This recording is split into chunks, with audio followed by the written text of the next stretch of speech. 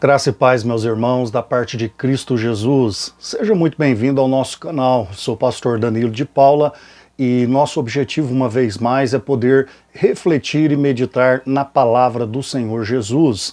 A você que está passando por aqui, a gente fica o nosso pedido de apoio, quanto a estar se inscrevendo em nosso canal e também estar compartilhando os nossos vídeos, para que possamos, de uma maneira direta e bem simples, trazer edificação e consolação na vida das pessoas, uma vez que é mediante a palavra do Senhor que nós buscamos esse objetivo, trazendo à luz das Escrituras uma reflexão da qual nós possamos ser exortados, edificados e também consolados da parte do Senhor, na excelência de que sempre venhamos diminuir, mas também o Senhor crescer em nós, em nossas vidas, em nossas famílias, em tudo que em torno das nossas vidas nos faz ser melhores. Que Deus abençoe sua vida, sua casa, seu lar, e que hoje nós possamos, através desse vídeo, através dessa reflexão, meditar um pouquinho naquilo que o apóstolo Pedro vai trazer na sua palavra, uma vez que ele escreve na sua primeira epístola, capítulo 2, e também o verso de número 2. E através dessa reflexão, tentarmos extrair algo que nos aproxime mais do Senhor, que traga força, alento e paz ao nosso coração, uma vez que seja fortalecido em nós essa esperança gloriosa que o Evangelho de Jesus proporciona a todos nós. Que Deus, nessa oportunidade, possa ir além do que as palavras possam dizer e possa trazer ao seu coração uma luz, a qual você possa em Cristo ser orientado naquele que é o único mediador entre Deus e o homem, dando amparo para que você possa viver, eu também, todos nós, vivermos uma vida cheia do Espírito Santo, guiada por Ele, uma vez que o apóstolo Paulo mensura acerca disso o fato de que aqueles que são filhos de Deus também são guiados pelo Espírito de Deus. E partindo disso, viver uma vida centrada na vontade do Senhor. Sempre costumo dizer, e não será diferente neste vídeo de hoje, tudo se resume em Cristo Jesus, em sua excelência, em seu poder, na sua suficiência e na sua centralidade. E a importância não é de fato o quanto nós temos de Deus, mas sim o quanto Deus tem de cada um de nós. E vale, através dessa reflexão, um ponto de partida pela qual nós possamos puxar o freio de mão da nossa existência, refletir, talvez olhar no retrovisor, amparar tudo aquilo que precisamos de uma maneira a convergir, converter, trazendo a lume a excelência de Cristo para todos nós. Por isso, chama você a esta reflexão neste momento, cabível aquilo que o apóstolo Pedro passa a narrar em sua epístola, na sua primeira epístola, capítulo 2, e o verso também de número 2.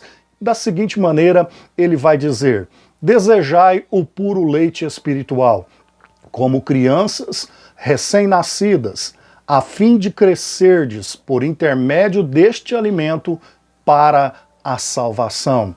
É claro que envolto a esse texto existe todo um contexto, e não estamos aqui para tirar do contexto um texto usando para tal um pretexto, mas queremos refletir à luz do que este versículo pode proporcionar ao nosso coração.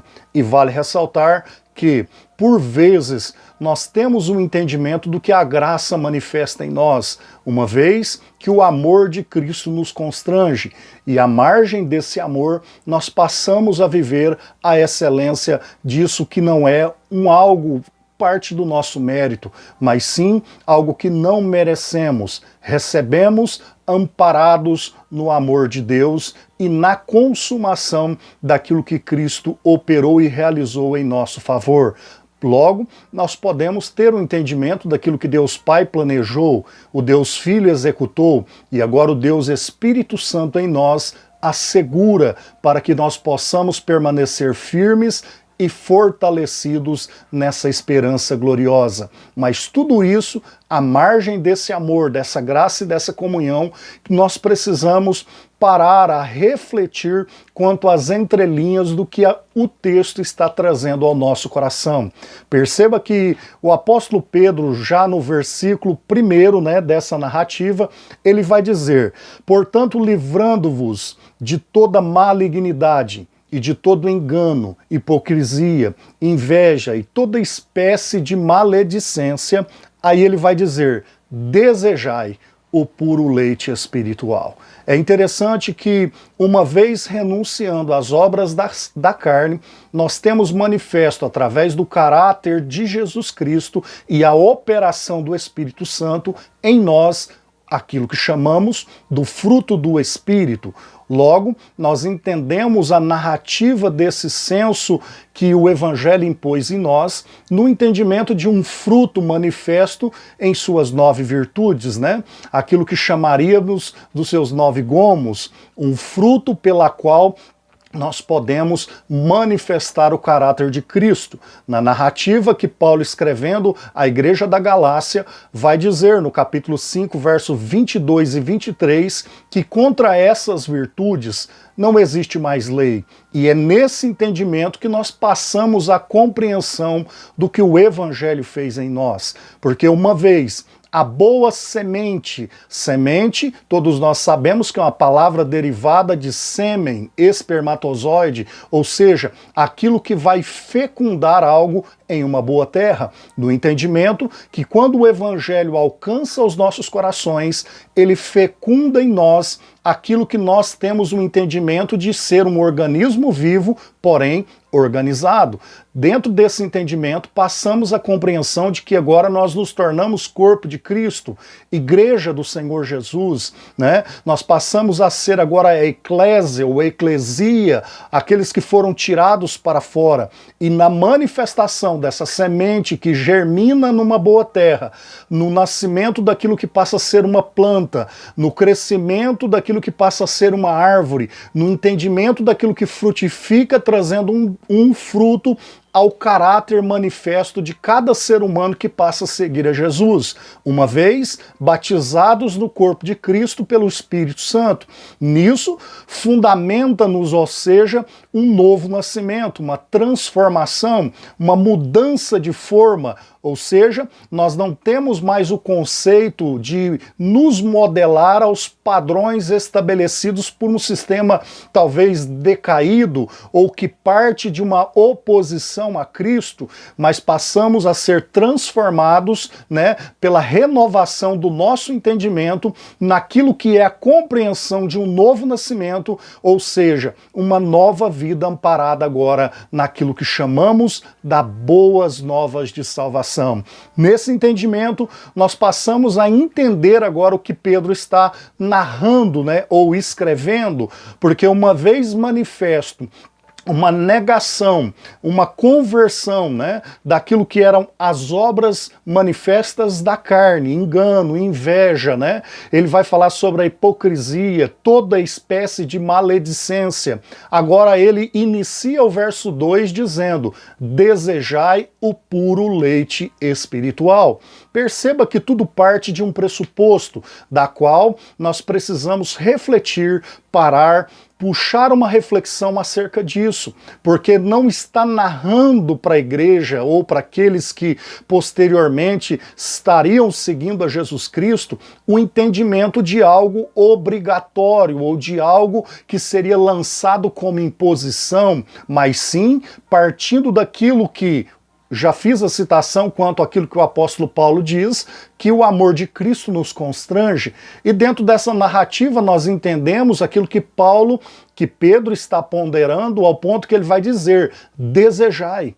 Perceba que tudo parte de um sentimento a qual nasce em nosso coração a ser refletido quanto ao desejo, ao anseio que nós temos para com o reino de Deus. Por isso, o próprio Jesus impõe essa narrativa quanto ao senso e ao entendimento de se buscar primeiramente o reino de Deus e a sua justiça, sendo que as demais coisas seriam acrescentadas. Quando nós olhamos partindo desse entendimento, nós teríamos a compreensão do que tem sido a negativa da igreja, do anseio de se buscar, de se dar, de se entregar a Deus.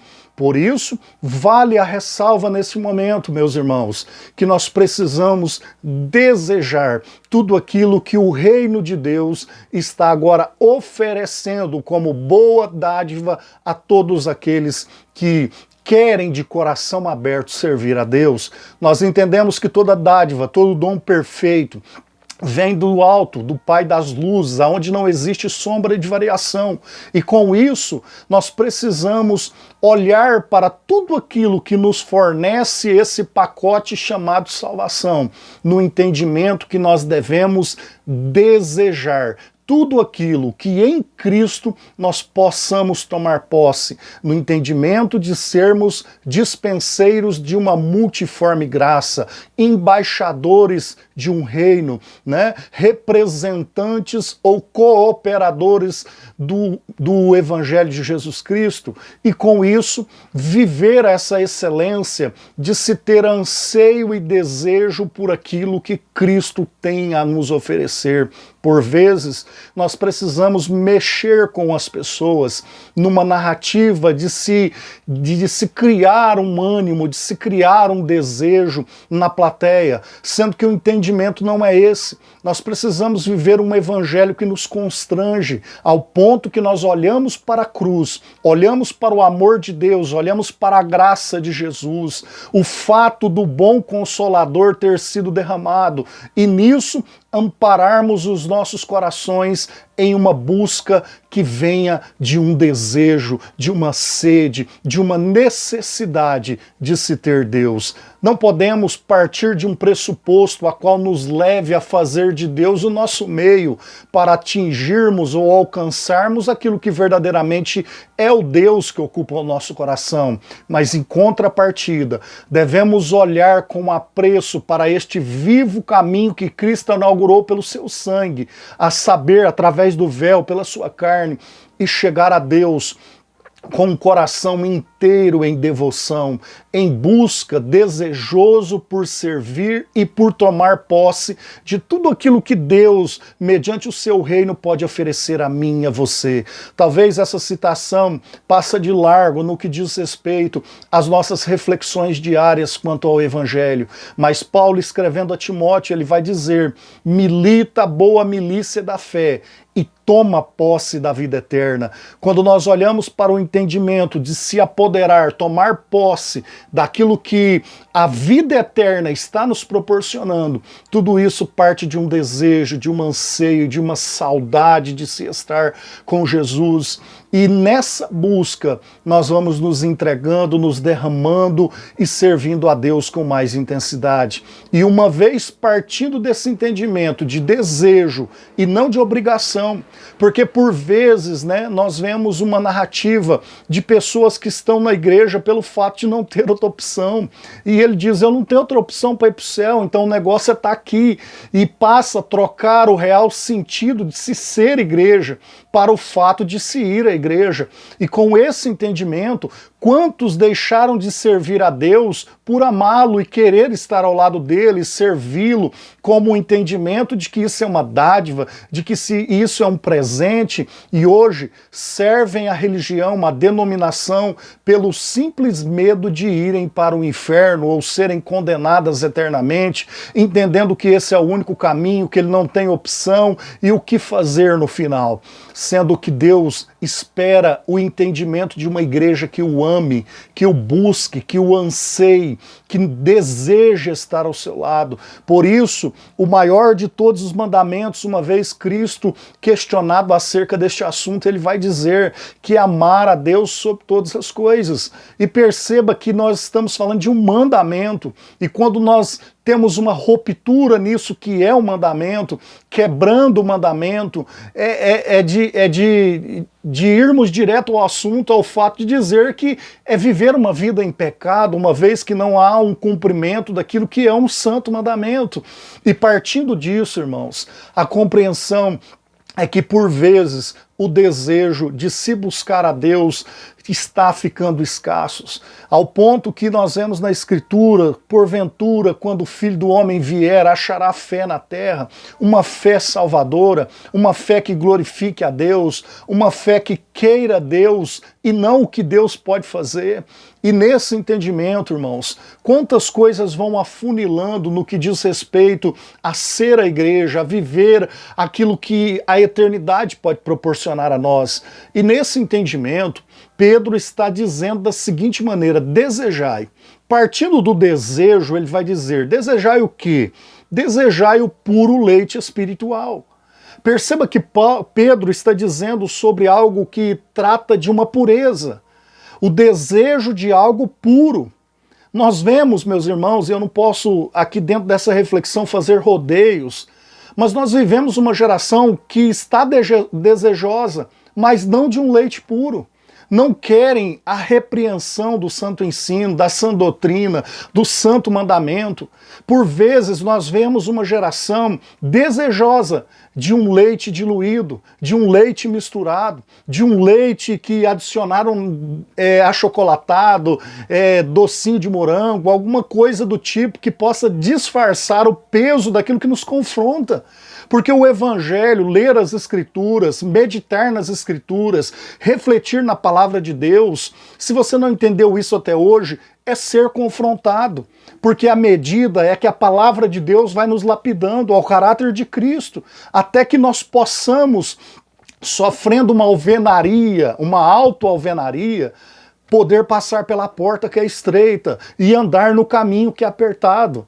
Por vezes nós queremos enlarguecer a porta, nós queremos enlarguecer o caminho, sendo que o leite puro trabalha o nosso caráter e não a alvenaria naquele que tem um caráter perfeito, que é Cristo. Perceba que se Jesus é o caminho, se Jesus é a porta, e se Jesus nos dá o conceito de um alvo, sendo aquilo que nós entendemos como justificação, santificação e glorificação, né? Porta, caminho e alvo, nós vamos entender que Cristo é perfeito. Cristo é o único que pode mediar esse conceito de volta para casa, de ir a Deus, de estar com Deus. E quem precisa ser trabalhado e lapidado não é a porta, o caminho e nem o alvo, mas sim aqueles que entrarão por ela. E por isso, nós precisamos desejar o puro leite. Uma geração que está apegada em misticismo, uma geração que está apegada em imediatismo, em coisas que acabam misturando algo naquilo que deveria ser puro, naquilo que deveria ser algo que nos trouxesse uma reflexão quanto à mudança. Eu não posso entrar dentro de uma comunidade, dentro de um culto, né? Se é que podemos chamar de culto muitas coisas que andam acontecendo, mas eu não posso sair de lá depois de ter comungado a minha fé com os irmãos, talvez celebrado a intimidade do corpo e do sangue de Jesus, no entendimento de que nada mudou na minha vida, de que eu não fui confrontado a ser um pai melhor, um marido melhor, um ser humano melhor. Todas as vezes, meus irmãos, que nós vamos à presença de Deus, à presença dos irmãos, e ali nós vivemos essa unidade pelo vínculo que o Espírito Santo proporciona em nós, as cascas do Adão, do velho homem, têm que ir caindo de nós. E nós precisamos ser aperfeiçoados, crescendo e sendo modelados à vontade de Deus. Para isso, nós vamos entender que o fato não é ir à igreja, mas é ser a igreja de Jesus Cristo, no conceito de que o mundo está agora sendo testificado pela minha conduta, pelo meu testemunho, um novo nascimento, da qual eu me torno agora o sal, eu me torno agora a luz, eu passo a ser diferente, eu passo a ser transformado por aquilo que é puro, que me confronta, que me faz ser melhor. Eu, às vezes, já narrei muito essa história, talvez nos cultos, refletindo com os meus irmãos em nossa comunidade. E às vezes eu digo, irmãos, eu não sei se vocês já ouviram essa historinha do filho que olha para a mãe dentro da igreja e fala: mãe, a gente não pode morar aqui na igreja? E a mãe olha para o filho e fala: mas por quê? Mãe, aqui o pai é tão maravilhoso. O papai aqui é uma bênção, ele abraça todo mundo, ele beija todo mundo, ele é um amor. Mas quando ele chega lá em casa, mãe, ele bate em nós, ele chuta o cachorro, ele xinga a senhora, ele passa cheque sem fundo, ele dá calote, ele esconde do cobrador. E esse entendimento, irmãos, é de uma conduta que não está sendo confrontada, de um evangelho que está sendo diluído, de um evangelho que está sofrendo uma mesclagem, que está sofrendo coisas que estão sendo adicionadas no evangelho. E por vezes nós vemos um cuidado não de pregar aquilo que é certo, mas aquilo que dá certo. E nessas aventuras, quantos de nós estamos inovando ao invés de renovar? Porque a palavra de Deus não precisa de inovação, não precisa de criacionismo. Tudo aquilo que eu trago para dentro da minha comunidade, para dentro da igreja que eu faço parte, do povo, da qual eu levo como alimento, eu preciso ter o entendimento que uma vez não tendo a reprovação e a aprovação da Escritura, eu estou chamando a responsabilidade sobre mim. Eu estou diluindo talvez aquilo que é puro. E às vezes as pessoas estão insensíveis ao paladar disso que é puro. E tá tão simples assim, quando o negócio pesa, eu mudo dali, eu procuro outra, eu procuro outro líder. E parece que aquilo que Paulo vai dizer a Timóteo na sua segunda epístola, capítulo 4, ele vai dizer: chegará o tempo em que não sofrerão o santo ensino, não suportarão a sã doutrina, antes terão comichão nos ouvidos, dando ouvido a espíritos enganadores, a doutrinas de demônio, amontoarão para si doutores, segundo sua própria concupiscência. E esse é um cuidado, meus irmãos, que a luz das Escrituras deveria pesar sobre os nossos ombros. Porque quando nós falamos de evangelho, nós não estamos falando de algo que vai entreter as pessoas, que vai distrair as pessoas. Nós estamos falando da única ferramenta que pode, uma vez pregada com fidelidade, fazer com que o Espírito Santo convença o homem da justiça, do juízo e do pecado, tirando esse homem do lamaçal do pecado, da condenação eterna e trazendo ele para a salvação em Cristo Jesus. Evangelho é aquilo que o próprio apóstolo Pedro vai dizer. Uma vez a pessoa sofrendo, a carga deste poder glorioso que é o Evangelho, é como se dar as costas a isso, ele vai fazer referência ao cão que volta a comer o seu vômito e a porca lavada que volta o despojador de lama. Nesse entendimento que Pedro está dando, nós entendemos o que é o Evangelho. Porque quando ele fala de um cão que vomitou, ele está falando de uma limpeza interior, de algo que está fazendo mal por dentro, e agora esse cão vai e vomita isso. Ele fala de uma porca, ele fala de transformação exterior, porque tudo anda alinhado, o coração está cheio, a boca reflete isso. Nessa compreensão, nós damos luz ao entendimento que o apóstolo está transmitindo, porque o Evangelho chega e ele me muda por dentro, o Evangelho chega e ele me muda por fora, ele me lava, ele faz com que eu ponha para fora aquilo que faz mal. Mas uma vez só negando isso que a Bíblia, que o Evangelho nos concede, é como se a gente estivesse voltando a comer aquilo que fazia mal e a lambuzar com aquilo que nos sujava por fora. Reflita sobre isso, amigo. Eu muitas vezes, ao longo do tempo, quando tinha aquele compromisso de estar viajando, pregando, vivi um tempo na itinerância, eu sempre tinha um conceito de se procurar uma igreja mais próxima da sua casa.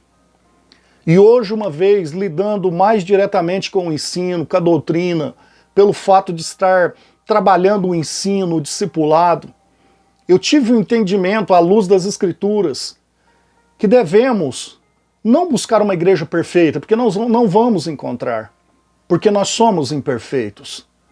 Mas o que devemos fazer então? Buscar uma mais próxima das Escrituras, que me leve a uma compreensão, que me leve a ser um melhor esposo, um cidadão mais honesto, um cidadão mais puro, que as pessoas lá fora possam olhar para a minha conduta, para o meu caráter e ver Cristo. Parece que estamos muito mais atrelados e preocupados a uma narrativa de que alguém entenda de qual denominação eu pertenço. E às vezes queremos andar na rua que alguém olhe para nós dizendo: esse aqui é um pentecostal, esse aqui é um tradicional, esse aqui é um calvinista, esse é um arminiano, esse é um amilenista, esse é um pós-tribulacionista. E pelos títulos que vão se dando, parece que a gente vai se modelando a isso, sendo que Cristo nunca fundamentou isso. A única coisa que Cristo espera é que quando você ande pelo supermercado, pela fila do banco, no ônibus indo para o seu trabalho, no seu dia a dia, é que alguém olhe para você e diga: eu estou vendo Jesus, eu estou vendo Cristo, fala que nem Jesus, perdoa que nem Jesus, tem uma conduta como a de Cristo. E não para que alguém rotule você uma placa denominacional, a um ID religioso, fundamentado em uma razão social, a um CNPJ, mas sim a uma igreja que nasceu no alto do Calvário, pelo precioso sangue de Jesus. E é por isso que cabe a todos nós uma reflexão se nós estamos desejando um puro leite, ou se a nossa busca está por algo diluído, por algo que já foi achocolatado pelo mercado da fé, por algo que já foi misturado pelas inovações do mundo gospel, ou se nós estamos vivendo atrelados à verdade absoluta do Evangelho, que é Jesus. Leia, meus irmãos, a narrativa dos Evangelhos, seja o sinótico, seja o Evangelho universal. Leia Atos dos Apóstolos. Baixe o contexto daquilo que Paulo precede nas suas 3 epístolas. Olhe para as epístolas gerais, olhe para a carta da revelação. Você vai entender um senso de um Deus que nos confronta a ser melhor, de um Deus que nos aperfeiçoa, de um Deus que quer modelar o seu caráter e a sua imagem em nós. E tudo isso diante de um anseio de alguém que o ame acima de todas as coisas, que o busque, que o deseje, que se deixe ser modelado pela sua vontade. E nisso nós vamos crescendo e sendo aperfeiçoados. Não adianta, irmãos, olharmos para tudo aquilo que nos cerca, entendendo que o reino de Deus se precede de um jeitinho brasileiro. Porque tudo aquilo que ampara as Escrituras será a guisa e a base do que Deus irá julgar o mundo um dia. E por isso a sua vontade está, em sua totalidade, expressa nessas palavras. O próprio reformador Martim Lutero, um dos reformadores, ele dizia: Senhor, não me dê anjo, não me dê visão, não me dê revelação. Eu já estou satisfeito com o dom das Sagradas Escrituras. Porque o próprio apóstolo Paulo, concernente ao próprio Apolo, eles escrevem a Coríntio dizendo para não irmos além do que está escrito.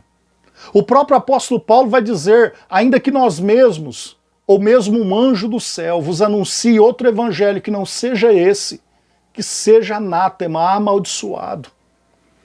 E por vezes nós estamos buscando tanta coisa que está sendo acrescentada e deixando de lado a pureza do Evangelho, o conceito daquilo que foi pregado ao longo de tantos anos, na sua simplicidade, no que diz respeito a Jesus salva, batiza, liberta e leva para o céu. Hoje nós somos a geração da teologia. Nós temos uma boa teologia, mas não somos mais a geração do fervor.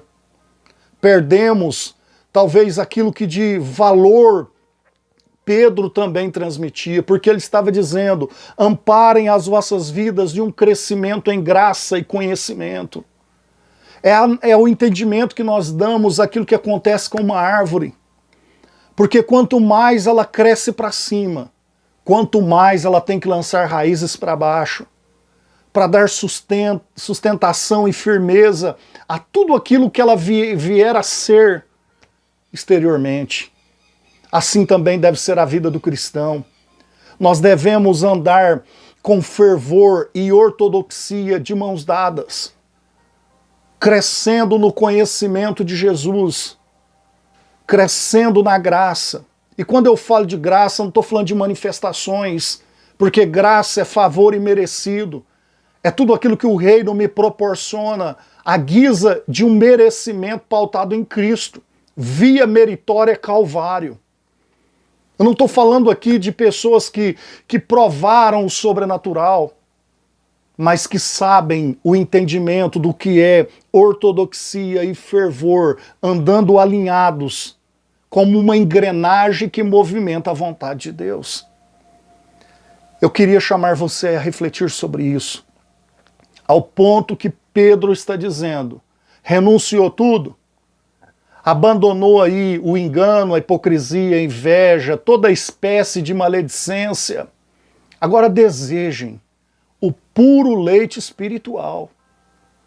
Para de procurar coisa diluída, misturada, que foi acrescida no Evangelho. Desejai o puro leite, aquilo que vai te fazer crescer, ser melhor, que vai te confrontar, que vai mostrar o caráter de Jesus manifesto em você. Porque Jesus, ele mesmo diz através do escritor aos Hebreus, que para os teólogos é chamado do quinto evangelho.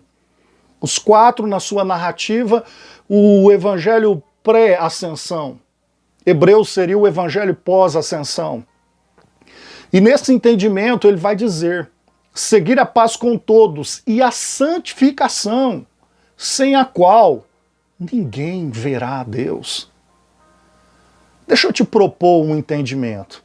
Claro que eu ouvi isso de um homem de Deus e vou usar essa narrativa para que você reflita, uma vez que talvez você não conheça mesmo. Mas que preço você daria para sua mão direita? Qual o preço que você estaria disposto a receber para que fosse arrancado sua perna direita, esquerda, que seja? Você pode escolher. Se alguém chegasse com você, ó, tirou um cheque em branco e você coloca o limite aí dos zeros que você quer acrescentar. Mas eu quero sua perna direita, eu quero seu braço direito. Você estaria disposto a vender? Que preço você estaria disposto a colocar no membro do seu corpo? Sendo que você teria o entendimento que você passaria a ser um paralítico, talvez. É claro que você que vai estar ouvindo esse vídeo, você que está ouvindo esse vídeo agora, assistindo, ouvindo essas palavras, vai dizer, não, não tem preço, eu não venderia, eu quero continuar com o meu membro. Pois é esse o entendimento que eu quero que você tenha. Jesus diz, se o teu pé direito, se a tua perna direita te faz pecar, arranca e lança fora. Se o teu olho direito te faz pecar, arranca e lança fora. É melhor você, faltando um olho, ir para a eternidade, do que tendo os dois, queimar nas chamas eternas. É claro que existe um sentido, uma narrativa, um ensino, um fundamento para tudo isso. Mas a mensagem que Cristo está mensurando e trazendo para a sua igreja é que santidade não tem preço. Não adianta receber profecia, não adianta receber revelação, não adianta ver anjo, não adianta receber trem ungido, não adianta participar de campanha, se você não tiver santidade, se você não servir a Deus com todo o seu coração e Ele não reinar no trono da sua vida, você está perdendo seu tempo. Evangelho não é brincadeira. Evangelho não é oba-oba, evangelho não é show gospel. Evangelho não é fama. Evangelho é negue-se a si mesmo. Evangelho é tome a sua cruz a cada dia. Evangelho, Jesus está dizendo, siga-me. Isso é evangelho, meu amigo. É entender que eu não sei a idade que você tem, mas amanhã talvez o seu fôlego se acabe. E que talvez todo o tempo que você passou dedicado a uma religião, você jogou fora. Porque só Jesus, fazendo você nascer de novo, pode te conduzir à eternidade. Criados em Deus Pai, para as boas obras, adotados em Deus Filho, gerados de novo no Deus Espírito Santo, justificados no tribunal eterno, santificados em uma crescência de novo nascimento, com uma esperança latente no coração de que ante a última trombeta seremos glorificados, estaremos eternamente com o Senhor. E é isso que Pedro está dizendo. Desejai o puro leite espiritual como crianças recém-nascidas. Talvez, meus irmãos, a nossa geração precise entender que está na hora de chorar. A nossa geração precisa entender que está na hora de buscar. Porque Pedro está dizendo, é diante do que a criança deseja, o puro leite materno, que ela chora. Chora de fome. Nós estamos muito mais preocupados em apagar as luzes dos nossos templos, em colocar colunas de fumaça, interter os nossos jovens, do que como crianças recém-nascidas, nos quebrantarmos em um choro de busca ao Senhor, para que Ele derrame do seu Espírito em nossa geração, para que Ele avive os nossos cultos, para que aconteça aquilo que os nossos pais presenciaram no passado, para que nós vivamos a santidade como padrão e modelo de vida que Cristo estabeleceu. Pedro está dizendo, desejai o puro leite como crianças.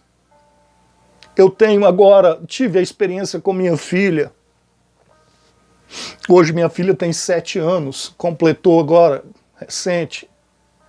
Mas eu tenho a experiência de um sobrinho, do meu sobrinho, da minha outra sobrinha, que também passou por esse período, mas que no momento de anseio e desejo pelo leite materno, sabe qual que é a ação que eles têm como crianças recém-nascidas? Eles choram.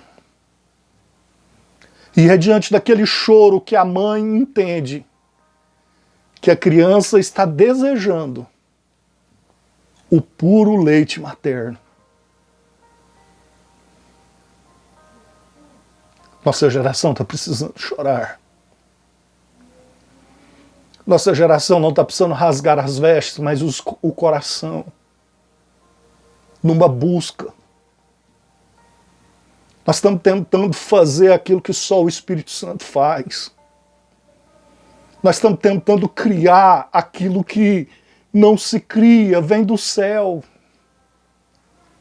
Avivamento só vem através de quebrantamento e arrependimento. Bíblia.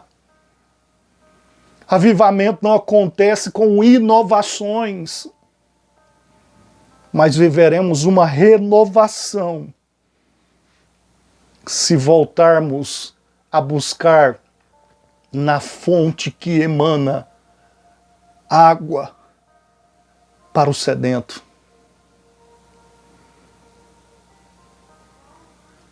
Precisamos, irmãos, jovens, irmãs, pastores, companheiros de ministério, precisamos chorar pela nação brasileira.